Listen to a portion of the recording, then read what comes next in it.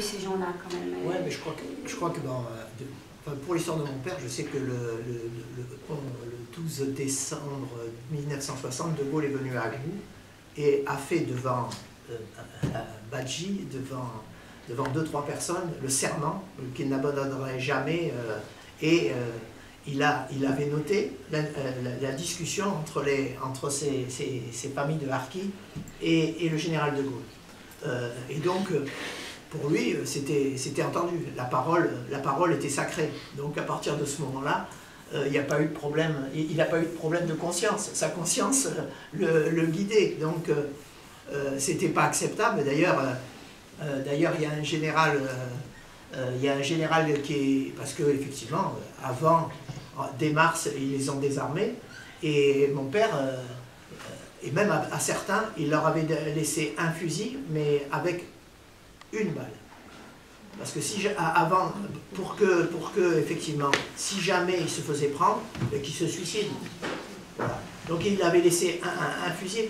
Et mon père était voir un général et il leur avait dit la preuve qu'ils sont en danger, c'est que je vous amène leur cadavre. Et il avait, je dirais, un peu ce culot de pouvoir dire les choses telles qu'elles étaient. C'est-à-dire, voilà, de dire ce qu'il se passait, c'était inacceptable, etc. Voilà. Et puis, il avait créé des liens forts avec la population, qui fait que, avec le plan de Constantine, avec tout ce qui... Bon, les camps de regroupement... Parce qu'il ne faut jamais oublier aussi les harkis. Je prends une histoire de harkis. Je raconte que c'est un harki, un chef de plusieurs harkas, qui est allé voir mon père pour lui dire il y a 3 gars du FLN qui ont été tués, torturés par tel militaire. J'ai les noms de ce militaire qui les a torturés.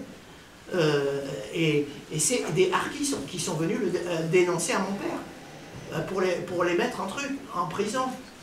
Ce sont des harkis qui sont restés, je peux donner 60 harkis qui sont restés pour faire l'Algérie algérienne.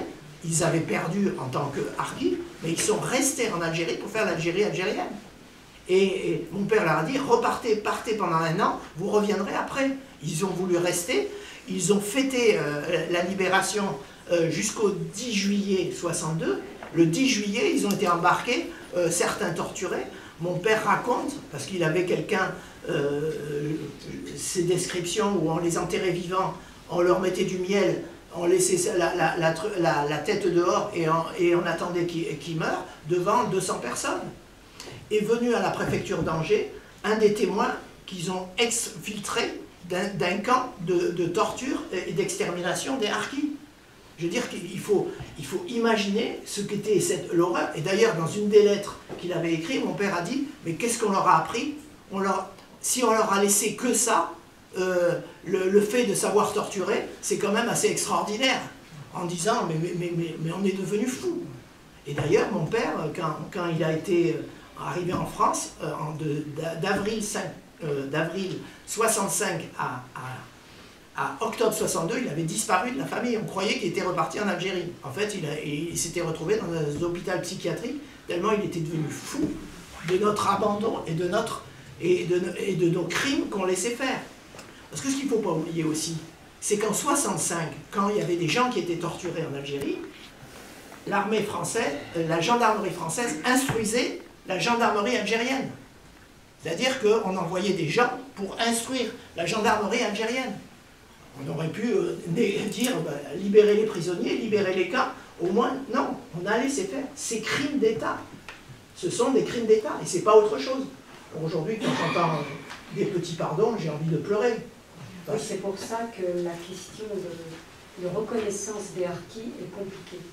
Je pense que cette notion de reconnaissance et puis de réconciliation, à un moment donné, c'est une situation de guerre. Les Algériens ont fait ce qu'ils ont fait, les Français ont fait ce qu'ils ont fait, il faut l'entendre et puis arriver à un accord pour dire, effectivement, des deux côtés, effectivement, nous sommes blâmables. Comme tu dis, la question des tortures, aujourd'hui, on en parle à demi-mot, parce que on sait ce qui a été fait et que c'est compliqué. Mais maintenant, c'est fait, le passé est derrière.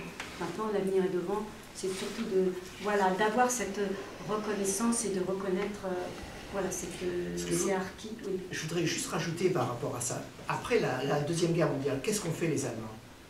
Il y a eu des tribunaux. Qu'est-ce qu'on a fait, nous? On a amnistié. Oui. L'amnistie, c'est l'amnésie. Je ne dis pas qu'on condamne les gens, je ne veux pas qu'on les mette en prison, mais à un moment donné, il faut faire des procès. On vient de faire un procès pour les terroristes, et je trouve ça très bien. Mais pourquoi on n'a pas fait de procès? Pourquoi on n'a pas amnistié d'un côté comme de l'autre? Mais moi, je veux qu'on aille ouvrir, je sais où c'est, grâce à mon père, je sais où il y a des charniers de harkis en Algérie. Mais je dis, allons-y. Mais je veux aussi, il y a des charniers que nous avons fait en Algérie. Allons-y. Regardons la vérité en face. N'ayons pas peur. Ouvrons les tombes. Et j'ai des noms. Je connais, par exemple, un gars qui a... Je sais, il est encore en vie. Je peux vous dire, son adresse, c'est ce truc. Il est à Marseille. Il a torturé, il a tué, il a été à l'OAS. Je veux rien. Il a 92 ans. J'ai rien contre lui. Mais à un moment donné, on a commis des crimes d'État, et bien qu'on les dénonce, qu'on en parle. Nous, on a fait 60 ans de silence. Et 60 ans de silence, mais ça se paye cher. On ne comprend pas pourquoi un certain stade a été envahi d'Algériens à un moment donné, etc. Mais c'est cette histoire qui revient. On ne veut pas l'entendre, on ne veut pas écouter. Et moi je dis que le problème des harkis, c'est le problème numéro 1. Le jour où la France et l'Algérie reconnaîtront les harkis, ils reconnaîtront qu'on a fait 132 ans de guerre coloniale. Parce qu'il ne faut jamais oublier les choses. Il y a eu la guerre de conquête de 1830 à 1914. Il y a eu la guerre de domination de 1914 à 1945. Et il y a eu la guerre de libération de 1945 à 1962. Voilà. Et puis la guerre, c'est pas les 7 ans de libération. La guerre, c'est de 1830, où on a détruit une culture et une civilisation. Voilà.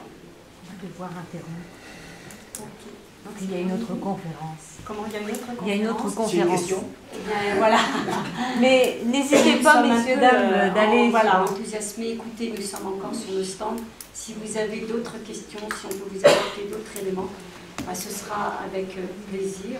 Et encore merci de nous avoir écoutés. Vous avez parlé de votre papa, c'était son initiative personnelle ou il était avec d'autres personnes? Non, il n'était pas pas solitaire. Il était assez solitaire. Non, il y avait des gens avec lui. Il a mis dans la complicité, il avait un préfet qui l'a pas mal soutenu, mais qui disait rien. Mais il a été quand même totalement solitaire. Sur les 77, c'est pour ça que sur les 77 sous-préfets et préfets qu'il y avait en Algérie, il y en a 2 qui ont dit non. C'est tout. Il y en a 2. Et il y avait Maurice Papon. Hein. Comme je dis, il y avait entre 39 et 45, il y avait Papon et Jean Moulin. Et en 54-62, il y avait Papon et Jean-Marie Robert. Voilà. Et...